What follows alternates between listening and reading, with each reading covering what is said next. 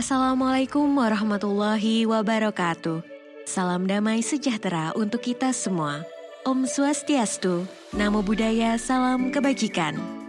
Selamat datang pada materi pembinaan soft skills mahasiswa baru Universitas Negeri Yogyakarta tahun 2021. Mind map merupakan sebuah cara mencatat dengan menggunakan cara kerja otak kita. Mengandalkan gambar dan asosiasinya seperti cara kerja otak kiri dan otak kanan. Mind map pertama kali ditemukan oleh Tony Buzan. Manusia umumnya memiliki alat berpikir memancar atau radian dan searah atau linier. Dalam membuat sebuah catatan mind map, saudara memerlukan alat berpikir berupa berpikir radian. Sebelumnya, saudara pernah belajar paragraf deduktif dan induktif. Orang yang berpikir linier lebih sering membaca teks berbaris, satu persatu, dan cara seperti ini membutuhkan waktu yang lama. Orang yang berpikir radian berbeda, karena dia menggunakan pikiran yang memancar, sehingga menggunakan pengetahuan yang dimilikinya untuk merespon keadaan. Mereka membaca dengan mencari kata kunci dan ide pokok setiap paragraf sehingga bisa memahami bacaan lebih cepat. Mind map mudah digunakan karena sesuai dengan mekanisme alami kerja otak, seperti cara kerja neuron yang membentuk jaringan. Metode mind map dapat memaksimalkan kerja otak karena mind map bekerja menggunakan otak kanan dan otak kiri dalam waktu yang bersamaan atau whole brain. Istilah ini dipopulerkan oleh John Medina. Menurutnya, pemahaman seseorang akan lebih baik jika menggunakan kedua otaknya. Mari kita memahami manfaat mind mapping. Mind map membuat proses berpikir menjadi terlihat. Mind map mampu melihat gambaran yang besar hanya dalam sekali pandang. Mind map juga mempermudah mengelola informasi secara sistematis, misalkan ketika mengurai suatu masalah dan mencari solusinya. Secara umum, pola berpikir linier memikirkan gagasan berurutan dan harus bertahap.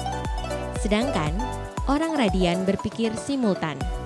Dalam membuat mind map, pola pikir linier cenderung membuat secara mengalir seperti bagan yang berurutan. Sedangkan, pola pikir radian akan membuat mind map secara simultan. Mind map bisa memberikan informasi secara lebih efisien seperti sebuah letupan. Komponen mind map terdiri atas pusat yang menjadi inti informasi, kategori yang menjadi subinti atau bisa juga menjadi subjudul. Berikutnya adalah hierarki yang merupakan penjelasan dari kategori dalam langkah demi langkah. Terakhir adalah berupa korelasi yang menunjukkan adanya hubungan antar komponen. Lalu, bagaimana cara membuat mind map? Pertama, tentukan dulu yang menjadi intinya. Inti setidaknya mewakili seluruh isi informasi. Kemudian, buatlah kategorinya atau cabang pertama. Cabang itu bisa kita ambil dari subbab. Cabang dibuat searah jarum jam. Kedua, dalam membuat pusat, berikan gambar yang mewakili isi keseluruhan mind map. Buatlah secara sederhana dan bermakna. Ketiga, gunakan warna yang berbeda untuk setiap cabangnya. Hal ini akan lebih mudah diingat oleh otak. Keempat, berikan garis yang berbelok pada setiap cabangnya agar tidak monoton. Usahakan garis dari pusat ke kategori dan hierarki bersifat tebal menuju ke tipis. Kelima, berikan gambar yang sederhana, menarik dan mudah diingat. Gambar dapat mewakili lebih dari 1000 kata. Keenam, gambarlah mind map dalam bidang kertas polos yang mendatar. Hindari kertas bergaris.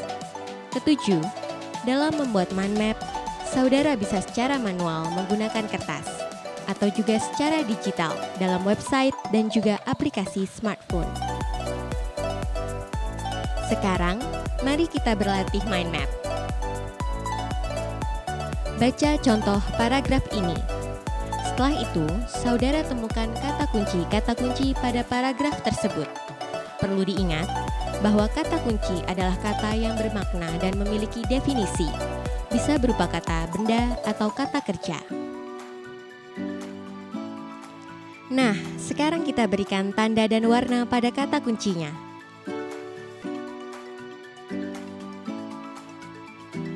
Dari kata kunci yang sudah ditentukan, kita rangkai ke dalam mind map.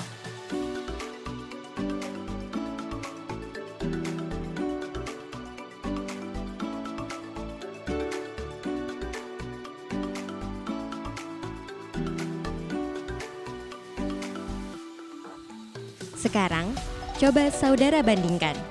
Bagaimana informasi yang dicatat secara linear dan informasi yang dicatat secara mind map? Lebih mudah dipahami, bukan?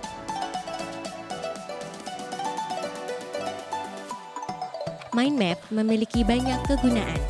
Saudara bisa menggunakannya untuk rapat, presentasi, merencanakan program organisasi, meringkas dan mencatat materi kuliah, memecahkan masalah, mengelola proyek, dan lain sebagainya. Nah, sekarang buatlah sebuah mind map mengenai visi UNY. Demikian materi praktik Mind Mapping Learn How to Learn. Semoga bermanfaat dan terima kasih.